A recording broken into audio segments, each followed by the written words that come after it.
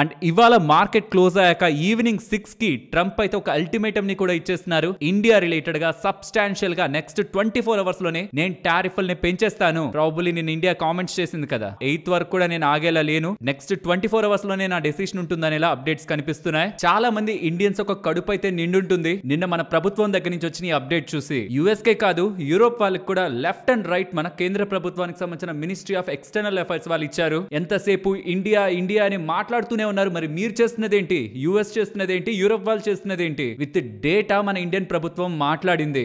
ఇది మాట్లాడే కొంత టైం బిఫోర్ ఇండియాని ఫర్దర్ గా రెచ్చగొట్టే ప్రయత్నం ట్రంప్ ఏం చేశారు? ఫైనాన్షియల్ గా టారిఫ్ వేసేస్తాను, ట్యాక్స్ వేసేస్తాను అని ఇండైరెక్ట్ గా బ్లాక్ మెయిల్ చేసే ప్రయత్నం అయితే నిన్న ట్రంప్ దగ్గర నుంచి అప్డేట్ రూపంలో మనకు కనిపించింది.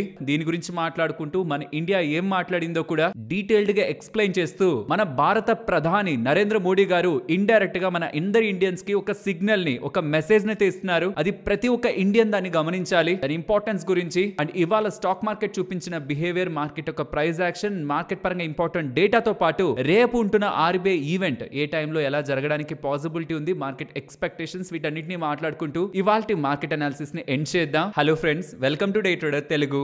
Good evening. Sensex 308 points down అయ్యి 80,710 దగ్గర క్లోజ్ అయితే, నిఫ్టీ 73 పాయింట్స్ డౌన్ అయ్యి 24,649 దగ్గర క్లోజ్ అయింది. వెరాస్ బ్యాంక్ నిఫ్టీ 259 పాయింట్స్ డౌన్ అయ్యి 55,360 దగ్గర క్లోజ్ అయింది. సో ఫస్ట్ నిన్న మన మార్కెట్ క్లోజ్ అయ్యాక ఏం జరిగిందంటే, ట్రంప్ మళ్ళీ ఇండియాని ఇన్స్టిగేట్ చేసే ప్రయత్నం చేశారు. ఇదేంటంటే మాట మాటికి ఇండియా ఇండియా అని ప్రస్తావిస్తూనే ఉన్నారు. ఈసారి ఏం చెప్తున్నారంటే, రష్యా దగ్గర నుంచి ఇండియా ఆయిల్ కొనుక్కోవడం కాదు, అంటే ఇండియా ఒక అవసరాల కోసం ఆయిల్ కొనుక్కోవడం కాదు, ఆయిల్ ని ప్రాసెస్ చేసి అధిక లాభాలకు అమ్ముకుంటుంది. రష్యాకి వేల కోట్ల డబ్బుల్ని ఇచ్చి వాళ్ళ దగ్గర నుంచి తక్కువ ధరలో ఆయిల్ కొనేసుకొని వీళ్ళేమో మళ్ళీ దాన్ని ప్రాసెస్ చేసి పెద్ద మొత్తంలో లాభాలు చేసుకుంటున్నారు. అండ్ అలా వాళ్ళు ఇస్తున్న డబ్బులతో రష్యా వాళ్ళు యుక్రెయిన్ మీద యుద్ధం చేస్తున్నారు. అక్కడ అంతమంది ఇంపాక్ట్ అవడానికి ఇండియానే కారణం అనేలా ప్రపంచానికి ఇండియాని ఒక బ్లాక్ పెయింట్ వేసి చూపించాలని ట్రంప్ రీసెంట్ టైమ్స్ లో పదే ప్రయత్నిస్తున్నారు. అండ్ ఇప్పటి వరకు ఇండియా మౌనాన్నే పాటిస్తూ వచ్చింది, కానీ ఎక్కడ స్ట్రాంగ్ రెస్పాన్స్ యుఎస్ కి, యూరోపియన్ యూనియన్ కి ఎక్కడ కూడా స్ట్రాంగ్ రెస్పాన్స్ ఇచ్చే ప్రయత్నం చేయలేదు. కానీ ఫర్ ద ఫస్ట్ టైం నిన్న మినిస్ట్రీ ఆఫ్ ఎక్స్టర్నల్ అఫైర్స్ దగ్గర నుంచి అఫీషియల్ గా మనకి స్టేట్మెంట్ అయితే అప్డేట్ అయింది. ఇది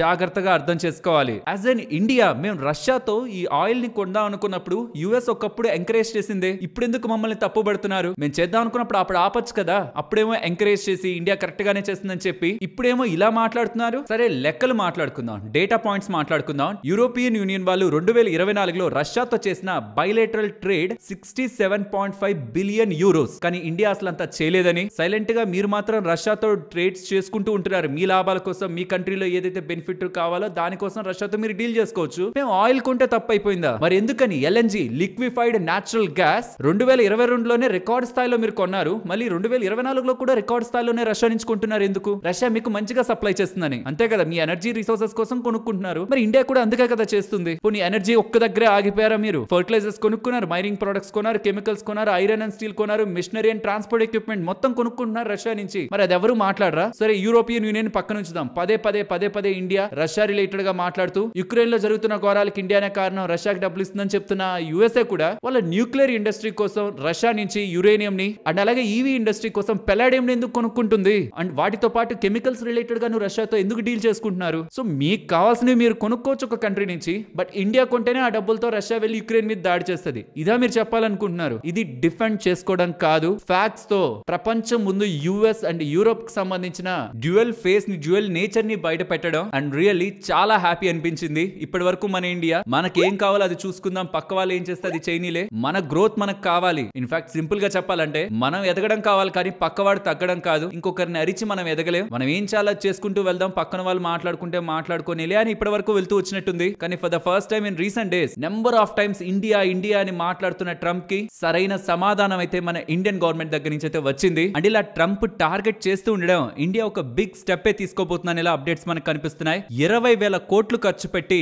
ఎక్స్పోర్ట్ ప్రమోషన్ మిషన్ ని ఈ సెప్టెంబర్ లోపు ఇండియా లాంచ్ చేయబోతుందని, 20,000 కోట్లు నెక్స్ట్ 5 to 6 ఇయర్స్ లో ఖర్చు పెట్టి మన ఎక్స్పోర్ట్స్ ని ఫర్దర్ గా పెంచుకుంటూ, ఏదైతే ట్రంప్ వేస్తున్న టారిఫ్ ఉందో దాంతో మన మీద ఇంపాక్ట్ పడకుండా, ఇన్ఫాక్ట్ ఇంకా ఎక్కువ ఎక్స్పోర్ట్స్ చేసుకునేలా ఇండియా ప్రయత్నిస్తుందని, దానికి ఫస్ట్ ఇక్కడ నుంచి సప్లై కావాలి కదా, దానికోసం ఎంఎస్ఎంఈస్ ని సపోర్ట్ చేస్తూ, micro small medium enterprises business చేస్తున్న వాళ్ళని సపోర్ట్ చేస్తూ, ప్యారలల్ గా ఇక్కడిది వేరే దేశంలో అమ్మాలంటే మన ఇండియా కంటూ బ్రాండ్ ఇమేజ్ ఉండాలి కదా, కాబట్టి దానికోసం వేరే దేశాల్లో ఈ కామర్స్ హబ్స్ ని నిర్వహిస్తూ జపాన్, కొరియా, స్విట్జర్లాండ్ లాంటి దేశాల్లో ఈ కామర్స్ హబ్స్ ని సెటప్ చేసి ఎక్స్పోర్ట్ సప్లై చైన్ నెట్వర్క్ ని ఎస్టాబ్లిష్ చేసి కమింగ్ టైమ్స్ లో ఇండియన్ ఎక్స్పోర్ట్స్ ని పెంచుకొని ఏదైతే ట్రంప్ మన మీద టారిఫ్ అంటున్నారో ఆ ఒక ఇంపాక్ట్ ని తగ్గించుకునే విధంగా అండ్ కమింగ్ టైమ్స్ లో ఇండియా కూడా ఎక్స్పోర్ట్స్ పరంగా స్ట్రాంగ్ గా ఫోకస్ చేస్తుంది అనేలా ఇప్పుడు ఉంటున్న ఈ అన్సర్టనిటీస్ లో ఇండియా ఒక న్యూ స్ట్రాటజీ ఇది అనేలా మనకు అప్డేట్స్ అయితే కనిపిస్తున్నాయి. హార్డ్ టైమ్స్ లోనే కంఫర్ట్ జోన్ లో నుంచి బయటకు వచ్చి కొన్ని స్ట్రాంగ్ స్టెప్స్ మనం తీసుకుంటాం. ఇప్పటి వరకు మన ఎకానమీ కూడా 6% 7% రేంజ్ లో గ్రో అవుతుంది. బట్ ఏదైనా ఇంకా స్ట్రాంగ్ మెజర్స్ మన ఇండియన్ గవర్నమెంట్ తీసుకొని ఎక్స్పోర్ట్ నేషన్ గా మనం ఎవాల్వ్ అయితే ఇప్పుడు ఇమీడియట్ గా అవ్వదు. నెక్స్ట్ 4 to 5 years అట్లీస్ట్ ఆ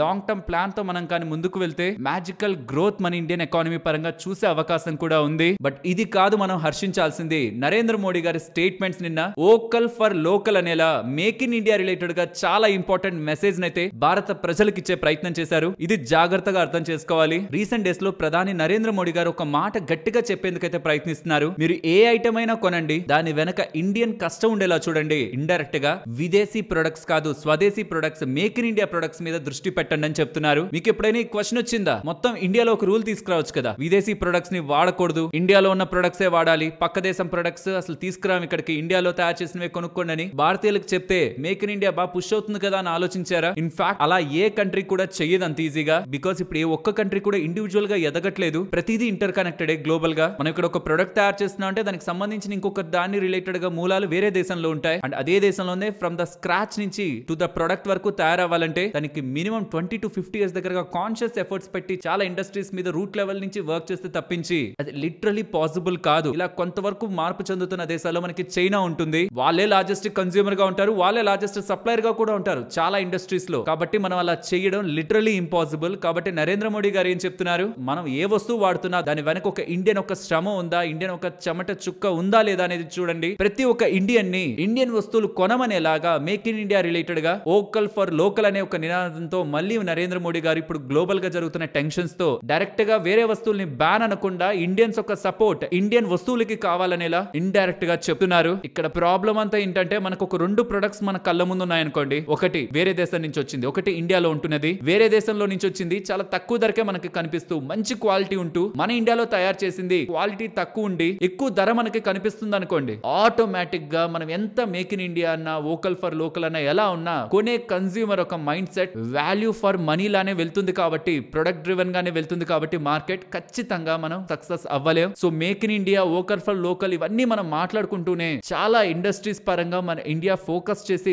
మ్యానుఫ్యాక్చరింగ్ రిలేటెడ్ గా హై స్టాండర్డ్స్ తో ప్రొడక్ట్స్ మన ఇండియాకి అందిస్తున్నప్పుడే ఇండియన్స్ కూడా ఇంకా లోకల్ ప్రొడక్ట్స్ ని కొనేందుకు ముందుకు వెళ్తారు. బట్ వీలైనంత వరకు ఒక ప్రొడక్ట్ కొంటున్నప్పుడు మాత్రం అది ఎక్కడి నుంచి వచ్చింది అనేది చెక్ చేసి అదే ప్రొడక్ట్ ఇండియాకి సంబంధించింది ఉందా అని ఆ షాప్ లో వాళ్ళని అడిగి అది మీకు వేరే దేశంలో ఉన్నది 2 కూడా కంపేర్ చేసుకొని 2 ఒకటే ధర ఉంటే ఇండియాకి సంబంధించిన ప్రొడక్టే కొనడానికి ప్రయత్నించండి. మీకు ఏదైనా బ్రాండ్ అర్థం కాకపోతే ఒకసారి గూగుల్ చేయండి, అది ఇండియాలోనే ఉందా, మ్యానుఫ్యాక్చర్ అయిందా, లేదంటే వేరే దేశం నుంచి ఇంపోర్ట్ చేసుకుని ఇండియాకి వస్తుందా అని. స్లోగా ఈ మార్పు మనలో వస్తే అట్లీస్ట్ కొన్ని ప్రొడక్ట్స్ అయినా మనం ఇండియాలో తయారు చేసినవి వాడగలిగితే అలా అందరం చేయగలుగుతుంటే చాలా పెద్ద మార్పే మన జీడిపి పరంగా ట్రేడ్ డెఫిసిట్ పరంగా ఇండియన్ గ్రోత్ పరంగా కూడా ఉంటుంది. కాబట్టి వీలైతే ఖచ్చితంగా చేయమని అనడానికి ఎవరికి రైట్ లేదు. ఎందుకంటే సంపాదించేవాడు ఖచ్చితంగా దాని రిలేటెడ్ గా వాల్యూ ఫర్ మనీ చూడాలనుకుంటారు, క్వాలిటీ చూడాలనుకుంటారు. బట్ ఆ 2 ఇండియన్ ప్రొడక్ట్స్ లో ఉన్నాయనుకుంటే కొంచెం డబ్బులు అటు ఇటు అవుతున్నా, కొంచెం ఎక్కువ ఉంటున్నా ఇండియన్ ప్రొడక్ట్స్ నే వాడడానికి ప్రయత్నిద్దాం. అండ్ ఫ్రెండ్స్ స్టార్టింగ్ లో చెప్పాను కదా ట్రంప్ సిగ్నిఫికెంట్ గా టారిఫ్లు వేస్తానని చెప్తున్నాడని. ప్రాబబులీ ఇది పదే మార్కెట్ విని దీన్ని పెద్దగా పట్టించుకోవట్లేదేమో. ఇవాళ మార్కెట్ నేను అనుకున్నంతలా రియాక్ట్ అవ్వలేదు. అండ్ ఇంతలా స్టేట్మెంట్స్ చేశాక కూడా ఇప్పటికీ గిఫ్ట్ నిఫ్టీ 34 పాయింట్స్ పడింది. ఒక కంట్రీని టార్గెట్ చేస్తూ దట్టు యుఎస్ సిగ్నిఫికెంట్ గా సబ్స్టాన్షియల్ గా పెంచేస్తాననే మాటలకు కూడా as of now markets serious తీసుకోవట్లేదు. చూద్దాం తన దృష్టిలో సబ్స్టాన్షియలీ అంటే ఎంత అని. అండ్ అది అంతలా తను చెప్పిన మార్కెట్స్ ఏ మేరకు రియాక్ట్ అవుతాయన్నది క్లారిటీ తెచ్చుకోవాలని ఎప్పుడు గుర్తుంచుకోండి. ద వర్స్ట్ అప్డేట్ వచ్చినప్పుడు మార్కెట్ ఓపెనింగ్ ఎక్కడవుతుంది అనేది పాయింటే కాదు, అది కిడ్స్ ఓపెన్ చేస్తారు మార్కెట్ ని, భయపడి టెన్షన్ పడి ప్రెషర్ పడి అటు ఇటు మూవ్ చేస్తారు. బట్ ఎక్స్పర్ట్స్ ఎండ్ చేస్తారు మార్కెట్ ని. అది మార్కెట్ వాల్యూలో చూడాలా ఇంకా ఏం జరుగుతుందని. Matured investors and traders market closing ని డిసైడ్ చేస్తారు, బిగినర్స్ ఓపెనింగ్ ని డిసైడ్ చేస్తారు. కాబట్టి ఈవెన్ నెగిటివ్ అప్డేట్ వచ్చినప్పుడు, ఎంత బిగ్ నెగిటివ్ అప్డేట్ వచ్చినప్పుడైనా మార్కెట్ ఎలా ఓపెన్ అవుతుందనే దాన్ని బట్టి మనం మైండ్ లో పానిక్నెస్ ని క్రియేట్ చేసుకోకూడదు. క్లోజింగ్ పాయింట్ కి ఆ లెవెల్స్ నుంచి బాగా పైకొచ్చి క్లోజ్ అవుతుందా, ఇంకా పడి లో ఎండ్ లో క్లోజ్ అవుతుందా, డే లో క్లోజ్ అవుతుందా అనేది మెయిన్ పాయింట్. ఇది గుర్తుంచుకోండి. నెక్స్ట్ తన షాక్ ఇవ్వగానే ఓపెనింగ్ ని కాదు క్లోజింగ్ ని బట్టే మన వ్యూ ని మెయింటైన్ చేయాలి. అండ్ ఇక్కడ మన మార్కెట్ విషయానికి వస్తే ఫ్రాంక్లీ స్పీకింగ్ ఇవాళ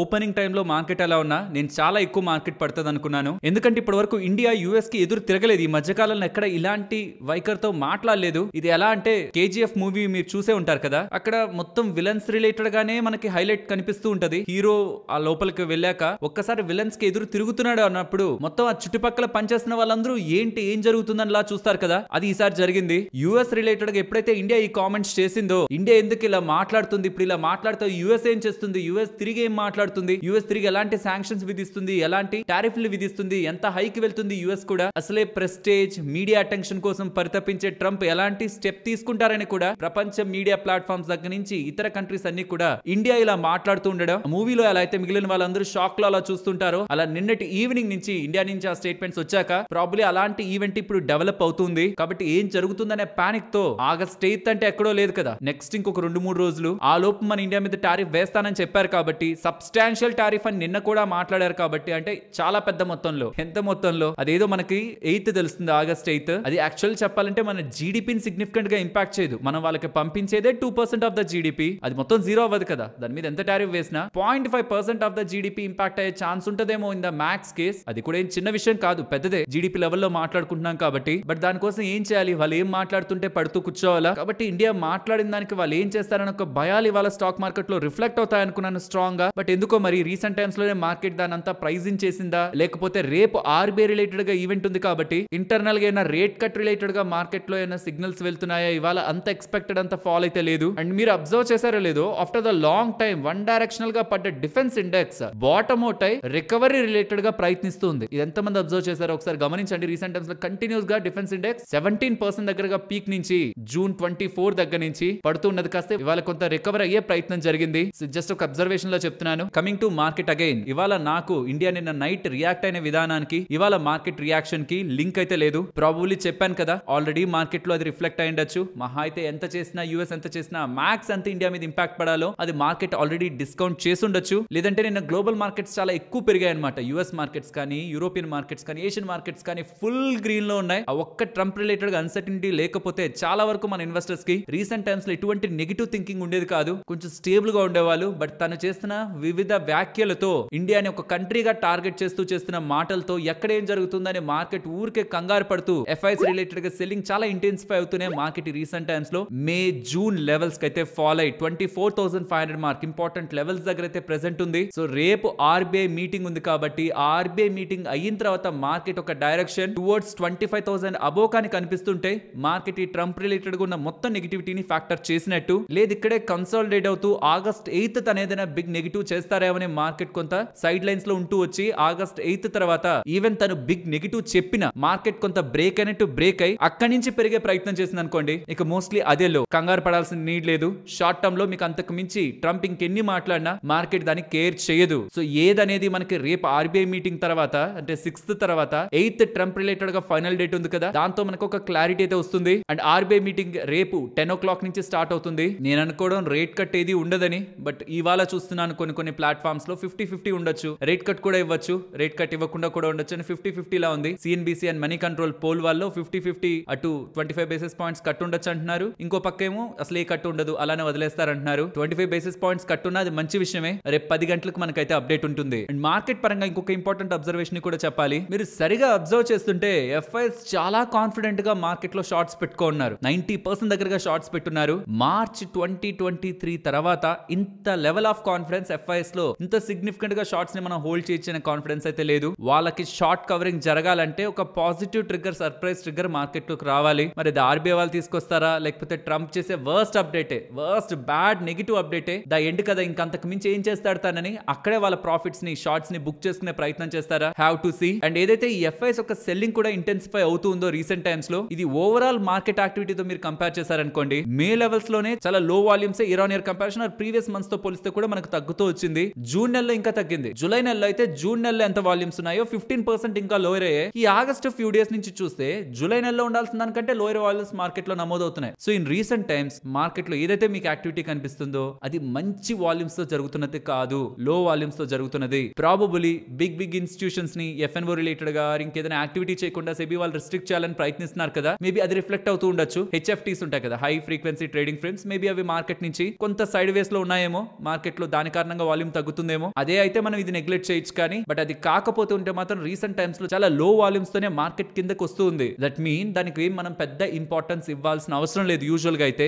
బట్ ఈ సెబీ రూల్స్ కారణంగా high frequency trading firms market నుంచి కొంత పక్కన ఉండడానికి ప్రయత్నించాయనే అప్డేట్ ని మనం యాడ్ చేసుకుంటే మాత్రం ఈ వాల్యూమ్స్ ని మనం పట్టించుకోవాల్సిన అవసరం లేదు. బట్ హెవీగా మార్కెట్ లో షార్ట్స్ ఉన్నాయి. పుట్ కాల్ రేషియో కానీ ఆర్ఎస్ఐ కానీ ఇవన్నీ కూడా ఎక్స్ట్రీమ్ సెల్లింగ్ జోన్స్ ని మార్కెట్ వెళ్ళిందని ఇలా ఇండికేట్ చేస్తున్నాయి. ఇక్కడ కావాల్సిందల్లా ఒక పాజిటివ్ ట్రిగ్గర్. అది వస్తే ఆర్బీఐ రూపంలో పాజిటివ్ రూపంలో అయినా రావాలి, లేదా ట్రంప్ రూపంలో బిగ్ నెగిటివ్ గా వచ్చి మార్కెట్ అక్కడైనా బాటమ్ అవుట్ అయ్యి ఇక ఇంతకు మించి తను ఏం చేయలేడు కదా ఇండియా అనేలా ఏదైతే వర్స్ట్ ఉందో ఆ వర్స్ట్ రోజు మార్కెట్ లో ఫామ్ చేసిన దగ్గర నుంచి మార్కెట్ డే హైలో క్లోజ్ అయితే అది ది ఎండ్ అనుకోవచ్చు ట్రంప్ రిలేటెడ్ గా మనకుంటున్న ఎంటైర్ పానిక్ కి. అండ్ గుర్తుంచుకోవాలి, రీసెంట్ టైమ్స్ లో మన ఇండియన్ మార్కెట్స్ పడుతున్నాయి, గ్లోబల్ మార్కెట్స్ కాదు. ఎమర్జింగ్ ఈక్విటీ మార్కెట్స్ 15% ప్రీమియం లో ఉంటే మన Indian equity markets recent times లో 8% దగ్గరగా కరెక్ట్ అయింది. సో ఏదైతే ఎక్స్పెన్సివ్ వాల్యుయేషన్ ఇండియన్ మార్కెట్స్ లో ఉంది అనేలా మనకి ఇండికేషన్స్ కనిపిస్తూ వచ్చాయో అవి ఇప్పుడు కొంత కూల్ ఆఫ్ అవుతుంది. కాబట్టి ఆన్ కమింగ్ టైమ్స్ ఎఫ్ఐఎస్ ఒక అవుట్ ఫ్లోస్ కూడా మోడరేట్ అయ్యే అవకాశం ఉంది. అండ్ ట్రంప్ రిలేటెడ్ గా అన్సర్టనిటీ ఆ క్లారిటీ కూడా ఆగస్ట్ 8 తో మనకి కంప్లీట్ అవుతుంది. కాబట్టి లెట్స్ సీ ఈ లోపు మార్కెట్ ఇంపార్టెంట్ లెవెల్స్ 24,450 లెవెల్స్ ని బ్రేక్ చేయకుండా సస్టైన్ అవ్వగలుగుతుంటే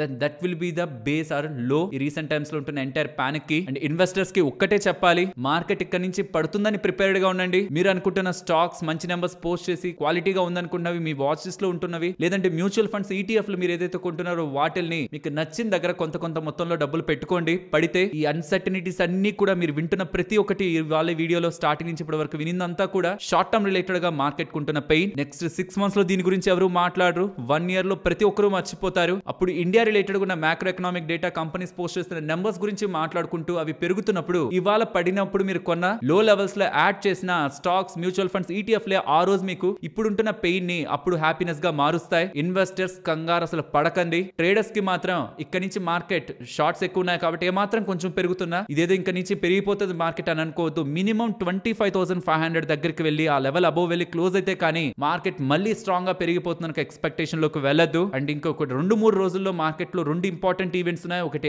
ఆర్బీఐ, ఇంకొకటి ట్రంప్. కాబట్టి పొజిషన్స్ పెట్టుకొని క్యారీ చేద్దాం అనుకుంటున్న వాళ్ళు మాత్రం ఒకటికి 2 సార్లు రిస్క్ రిలేటెడ్ గా థింక్ చేసి ముందుకు వెళ్ళండి. ఓవర్ నైట్ పొజిషన్స్ కి స్పెషల్లీ ఫ్రెండ్స్. ఇలా మార్కెట్ లో ఉంటున్న మొత్తం డేటాని ఇలా కనెక్ట్ చేస్తూ ఇంపార్టెంట్ ఇన్ఫర్మేషన్ మీ ముందుకు తీసుకురావడానికి మేము పెడుతున్న ఎఫర్ట్స్ మీకు వాల్యుబుల్ గా అనిపించుంటే ఒక లైక్ చేస్తూ పెడుతున్న ఎఫర్ట్స్ ని ఎంకరేజ్ చేయండి. అండ్ ఎఫ్ఎన్ఓ లో ట్రేడ్ చేస్తున్న వాళ్ళకి త్వరలో కొన్ని సర్ప్రైజెస్ సెబీ సైడ్ నుంచి అయితే రాబోతున్నాయి. సెబీ వాళ్ళు ఒక్కటే కాదు, ఫైనాన్స్ మినిస్ట్రీ కూడా వీళ్ళిద్దరూ కలిసి ఆప్షన్స్ మార్కెట్ రిలేటెడ్ గా ఫర్దర్ గా వాల్యూమ్స్ ని తగ్గించడానికి ఇప్పటి వరకు వీక్లీ ఎక్స్పైరీ కాంట్రాక్ట్స్ ఉన్నాయి కదా, దాన్ని 15 days కి ఒకసారి మార్చాలని ఆర్ మంత్లీకి మార్చాలనే ఆలోచనలో ఉన్నారని. అండ్ ఎఫ్ఎన్ఓ లో ట్రేడ్ చేయడానికి మార్జిన్స్ అవసరం అవుతాయి కదా, డబ్బులు అవసరం అవుతాయి కదా, వాటిల్ని పెంచే ఆలోచనలో కూడా ఉన్నారని. అండ్ ఎఫ్ఎన్ఓ తో పోలిస్తే క్యాష్ మార్కెట్ లో యాక్టివిటీని పెంచడానికి ఎస్టీటీని కూడా క్యాష్ మార్కెట్ ట్రాన్సాక్షన్స్ కి తగ్గించమని సెబీ వాళ్ళు ఫైనాన్స్ మినిస్ట్రీని అడుగుతున్నట్లయితే కనిపిస్తుంది. చూడాలి మరి కమింగ్ డేస్ లో ఎలాంటి కొత్త చేంజెస్ ఎఫ్ఎన్ఓ పరంగా వస్తాయని. దీని కారణంగానే ఇవాళ బిఎస్ఈ స్టాక్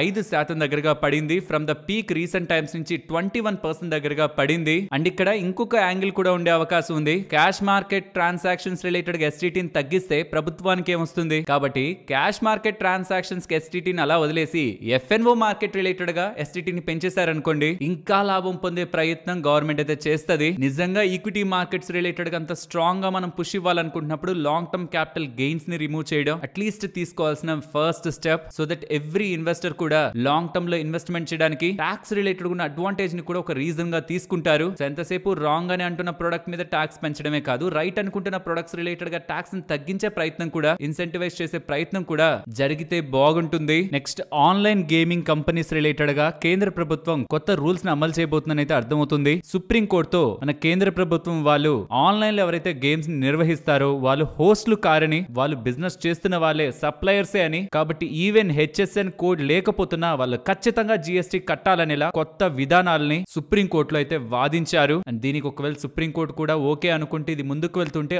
ఆన్లైన్ గేమింగ్ సంస్థలన్నీ కూడా జిఎస్టీని యూజర్స్ నుంచి కలెక్ట్ చేసి ఆ డబ్బుల్ని జిఎస్టీ వాళ్ళకి కట్టాలి. దీనికి కారణంగా గేమింగ్ కంపెనీస్ నిర్వహిస్తున్న వాళ్ళపై ఇనిషియల్ గా కొంత ప్రెషర్ ఉంటుంది. క్రిస్టల్ ఇంటిగ్రేటెడ్ సర్వీస్ వాళ్ళకి 65 crores విలువ చేసే order Maharashtra state electricity distribution వాళ్ళ దగ్గర నుంచి లభించిందని, నెక్స్ట్ 3 years లో దీన్ని ఎగ్జిక్యూట్ చేస్తారని ఎక్స్చేంజెస్ కి చెప్పారు. టెక్స్మాకో రైల్ వాళ్ళు ఉన్నారా, వాళ్ళకి 73 crore 12 lakhs విలువ చేసే ఆర్డర్ సెంట్రల్ రైల్వే వాళ్ళ దగ్గర నుంచి 110 kV AC traction sub station related గా లభించిందని, నెక్స్ట్ 2 years లో మీన్స్ 24 months లో ఇది కంప్లీట్ చేస్తారని అప్డేట్ చేశారు. Next Jio finance Jio finance and BlackRock వాళ్ళు వీళ్ళిద్దరూ కలిసి మ్యూచువల్ ఫండ్ బిజినెస్ ని చేస్తున్నారు కదా. 5 ఇండెక్స్ స్కీమ్స్ రిలేటెడ్ గా వీళ్ళు ఇప్పుడు ఎన్ఎఫ్ఓస్ ని న్యూ ఫండ్ ఆఫరింగ్స్ ని లాంచ్ చేసినట్టు అప్డేట్స్ అయితే కనిపిస్తూ ఉన్నాయి. ఆ 5 ఫండ్స్ ఏంటి ఇక్కడ మీకు స్క్రీన్ ముందు పెడుతున్నాను. Nifty 50 index fund, Nifty next 50 index fund, Nifty mid cap 150 index fund, Nifty small cap 250 index fund, government securities related గా, finally government long term bonds related గా కూడా ఒక ఫండ్ ని లాంచ్ చేశారు. సో ఏవైతే ఎక్కువగా ఇన్వెస్టర్స్ ఇన్వెస్ట్ చేస్తుంటారో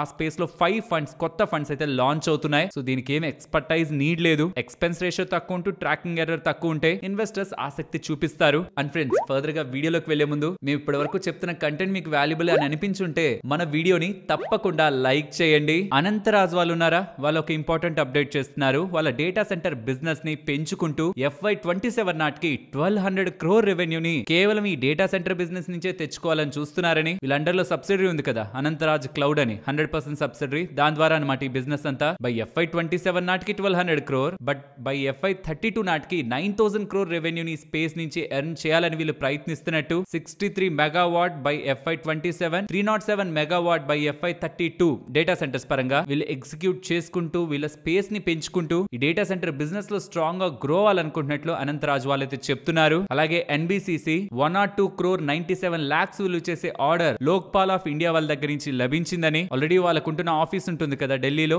దాన్ని interiors పరంగా, రిపేర్ పరంగా, రిట్రో ఫిట్టింగ్ పరంగా, ఇన్ఫ్రా అప్గ్రేడ్ పరంగా వీళ్ళకి ఆర్డర్ లభించినట్టు. గతంలోనే వీళ్ళ దగ్గర నుంచి 25 crore 38 lakh విలువ చేసే ఆర్డర్ లభించింది. ఇప్పుడు ఇది ఇంకొక ఆర్డర్. క్యాంప్స్ వాళ్ళకు కొత్త ప్రొడక్ట్ ని లాంచ్ చేస్తున్నారు. క్యాంప్స్ AI ఆర్టిఫిషియల్ ఇంటెలిజెన్స్ అని. అది ఇండియాకి సంబంధించిన first AI fabric trained for capital markets అంటున్నారు. And banking and financial institution కూడా ఈ క్యాంప్స్ AI అనేది సేవల్ని అందిస్తుందని. లైక్ ఫ్రాడ్ డిటెక్షన్ కానీ, కంప్లైన్సెస్ క్లాజెస్ ని కానీ, మల్టీలింగ్వల్ హ్యాండ్ రైటింగ్స్ ని కానీ ఇది ఈజీగా హ్యాండిల్ చేస్తూ AI అనలిటిక్స్ తో రియల్ టైమ్ డేటాని క్యాపిటల్ మార్కెట్స్ లో ఉంటున్న వాళ్ళకి, బ్యాంకింగ్ అండ్ ఫైనాన్షియల్ స్పేస్ లో ఉంటున్న వాళ్ళకి అందిస్తుందని. దీంతో కస్టమర్ ఆన్ బోర్డ్ చేయడం, అంటే కస్టమర్ ని తీసుకోవడం, వాళ్ళకి ఏమైనా ఇష్యూస్ ఉంటే, క్వైరీస్ ఉంటే రిజాల్వ్ చేయడం, ఫర్దర్ గా రెగ్యులేటర్స్ కి కంప్లైంట్స్ తో కూడా ఏ ఇష్యూ లేకుండా వాటన్నిటికి కూడా వన్ స్టాప్ డెస్టినేషన్ గా క్యాంప్స్ AI వ్యవహరిస్తుందనేలా. అండ్ ఎవ్రీ క్వార్టర్ కి ఒక కొత్త అప్డేట్ కూడా వీళ్ళు చేస్తారనేలా ఫుల్లీ రెగ్యులేటరీ అలైన్డ్ ప్రొడక్ట్ ని వీళ్ళు లాంచ్ చేస్తున్నట్టు క్యాంప్స్ వాళ్ళైతే చెప్పారు. JSW వాళ్ళు ఉన్నారా, వాళ్ళు KSK వాటర్ ఇన్ఫ్రాలో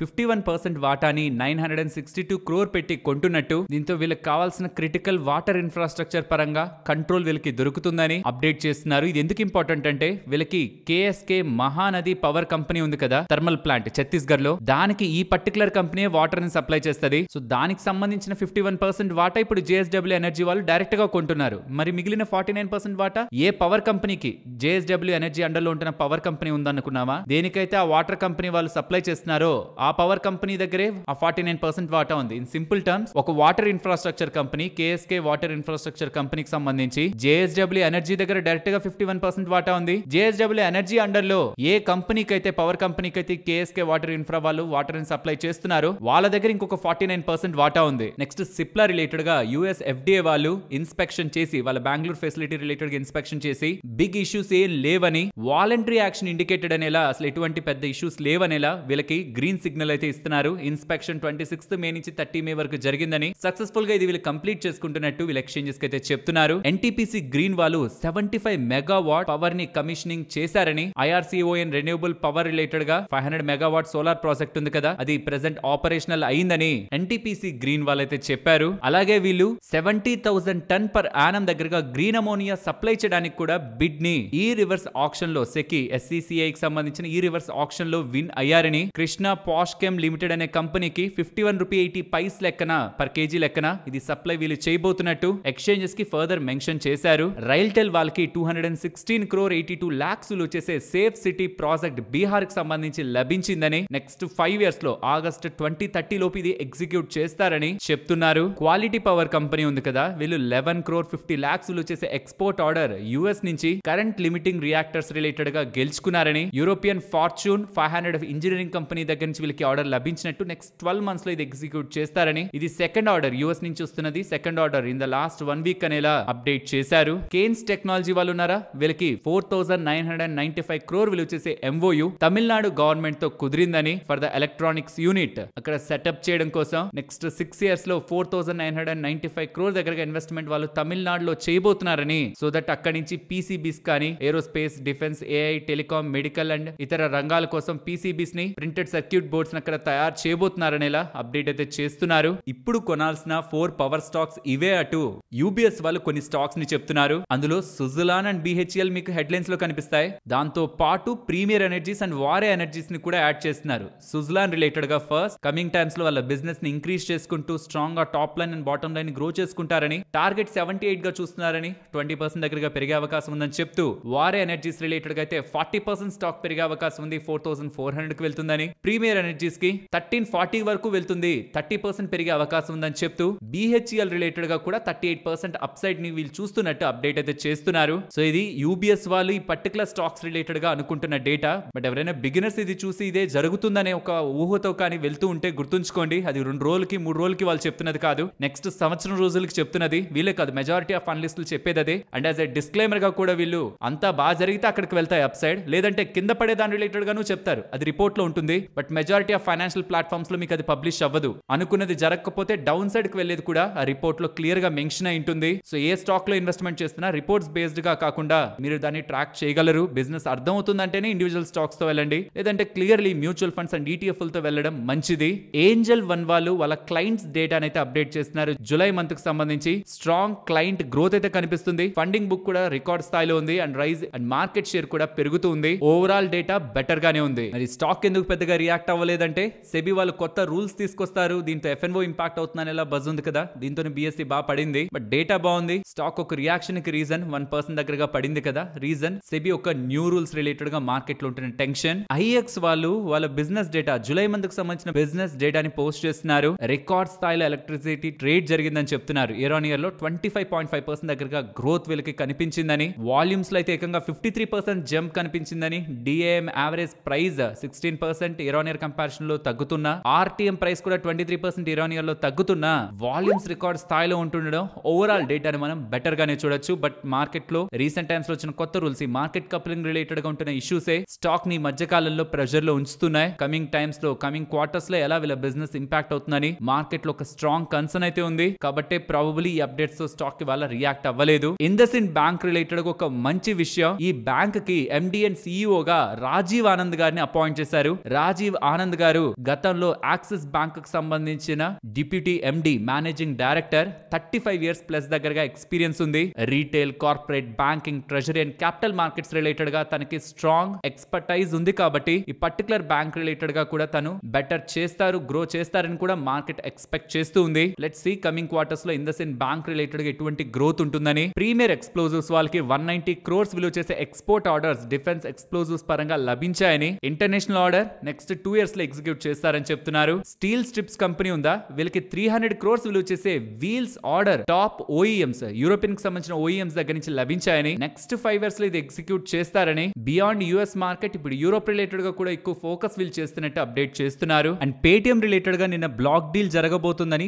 మార్కెట్ ఎండాక్ వచ్చిన అప్డేట్ ని నిన్న అనాలిసిస్ వీడియోలో డిస్కస్ చేసుకున్నామా. ఇవాళ యాంట్ ఫిన్ వాళ్ళు, అలీబాబాకు సంబంధించిన వాళ్ళు బ్లాక్ డీల్ లో వాళ్ళ దగ్గర ఉంటున్న వాటాని కంప్లీట్ గా ఎగ్జిట్ అయ్యారని, 3800 crore దగ్గరగా వాళ్ళకున్న 5.84% వాటాని సెల్ చేసి రైస్ చేశారనేలా ఇది క్లీన్ అవుట్ ట్రేడ్, ఇంకా వాళ్ళ దగ్గర వాటా లేదు. దీంతో స్టాక్ ఇవాళ కొంత ఇబ్బంది పడింది, కానీ సిగ్నిఫికెంట్ సెల్లింగ్ ప్రెషర్ ఏం లేదు. నెక్స్ట్ నెంబర్స్ గురించి మాట్లాడుకోవాలి. యథార్థ హాస్పిటల్ రీసెంట్ టైమ్స్ లో స్టాక్ బాగా పెరుగుతూ ఉంటే నెంబర్స్ ఏ మాత్రం నార్మల్ గా వచ్చినా, కొంచెం పాజిటివ్ గా వచ్చిన స్టాక్ పడుతుంది అనుకున్నాను. బట్ నెంబర్స్ సాలిడ్ ఉన్నాయి. రెవెన్యూస్ 22% పెరుగుతున్నాయి, ప్రాఫిట్ 40% జంప్ అయింది. కారణం వీళ్ళ మార్జిన్ 25% దగ్గరగా వీళ్ళు మెయింటైన్ చేయగలడం. అండ్ బెడ్ ఆక్యుపెన్సీ కూడా స్లోగా ఇంప్రూవ్ అవుతుంది. లాస్ట్ ఇయర్ ఇదే టైంలో 61% ఆక్యుపెన్సీ ఉందా, ఇప్పుడు 65% ఆక్యుపెన్సీకి వచ్చింది. వీళ్ళ ఢిల్లీ యూనిట్ కూడా 300 బెడ్స్ దగ్గరగా జూలైలో యాడ్ చేసింది. అండ్ ఫరీదాబాద్ లో ఉంటున్న వీళ్ళ ఫెసిలిటీలో కూడా 400 బెడ్స్ నెక్స్ట్ కమింగ్ డేస్ లో లైవ్ అవుతాయని, దీంతో నెక్స్ట్ Q2 లో కూడా స్ట్రాంగ్ బిజినెస్ మొమెంటం ఉండొచ్చని అప్డేట్ అయితే చేస్తున్నారు. Overall good set of numbers. And Airtel numbers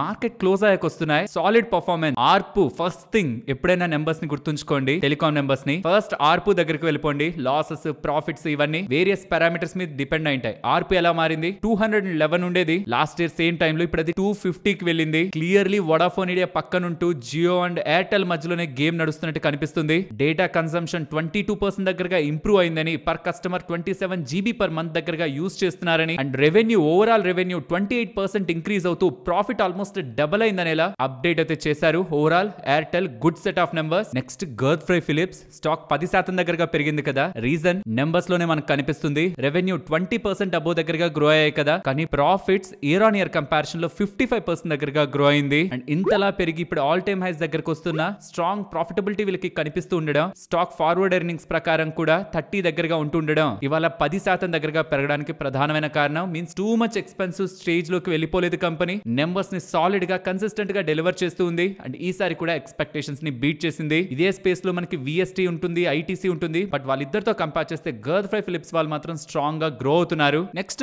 Gokul Das exports గురించి మాట్లాడుకోవాలి. వీళ్ళ numbers quarter on quarter comparison లో 5% రెవెన్యూ ఫాలో అవుతుంది, ఇయర్ ఆన్ ఇయర్ లో 4% పెరుగుతుంది. సిమిలర్ లైన్ లోనే మనకి ప్రాఫిటబిలిటీ కూడా ఇయర్ ఆన్ ఇయర్ లో పెరుగుతుంది, క్వార్టర్ ఆన్ క్వార్టర్ లో తగ్గుతుంది. అండ్ ఈసారి అదర్ ఇన్కమ్ 21.4 crore వచ్చి యాడ్ అవడం, ఫారెక్స్ గెయిన్స్ అండ్ లో టాక్స్ కారణంగా ప్రాఫిటబిలిటీ పెరుగుతున్నట్లు కనిపిస్తుంది. ఓవరాల్ టూ బ్యాడ్ నెంబర్స్ అయితే కాదు, ప్రాబబ్లీ మార్కెట్ లో హెవీ ఎక్స్పెక్టేషన్స్ ఉండడం కారణంగా ఆఫ్టర్ నెంబర్స్ స్టాక్ లో ఇవాళ కొంత ఎక్కువ ఫాల్ అయితే కనిపించింది. నెక్స్ట్ ఎంటార్ టెక్నాలజీస్ స్టాక్ ఇవాళ స్ట్రాంగ్ గా పెరిగిందా? రీజన్ నెంబర్స్, అదేం numbers? Year on year comparison okay, but quarter on quarter లో రెవెన్యూ 14% పడింది, ప్రాఫిట్ 21% పడింది కదా, అంటే ఇది సీజనాలిటీ ఉంటున్నది. క్వార్టర్ ఆన్ క్వార్టర్ లో కంపేర్ చేయలేం, ఇయర్ ఆన్ ఇయర్ లోనే చూడాలి. అలా చూసినప్పుడు రెవెన్యూస్ 22% పెరిగాయి, కానీ ప్రాఫిట్స్ 144% పెరిగాయి. ఆన్ ద లో బేస్ ఇంత స్ట్రాంగ్ గ్రోత్ వీళ్ళు డెలివర్ చేస్తూ ఉండడం స్టాక్ ఒకేసారి వాళ్ళ స్ట్రాంగ్ గా రియాక్ట్ అయింది. బిఎల్ఎస్ ఇంటర్నేషనల్ వాళ్ళు కూడా నెంబర్స్ ని పోస్ట్ చేశారు. రెవెన్యూ 44% పెరుగుతూ, మార్జిన్స్ ఇంప్రూవ్ అవుతూ, ఎబిటా సైడ్ మనకు 53% దగ్గరగా నెంబర్ కనిపిస్తూ, ప్రాఫిట్ ఆఫ్టర్ టాక్స్ 50% దగ్గరగా గ్రో అవుతూ ఉండడం ఎవ్రీ టైం వీళ్ళు మంచి నెంబర్స్ ని డెలివర్ చేస్తున్నారు. అండ్ రీసెంట్ టైమ్స్ లో వాల్యుయేషన్ పరంగా కూడా అడ్జస్ట్మెంట్ స్టాక్ ప్రైస్ పరంగా కూల్ అయింది. కాబట్టి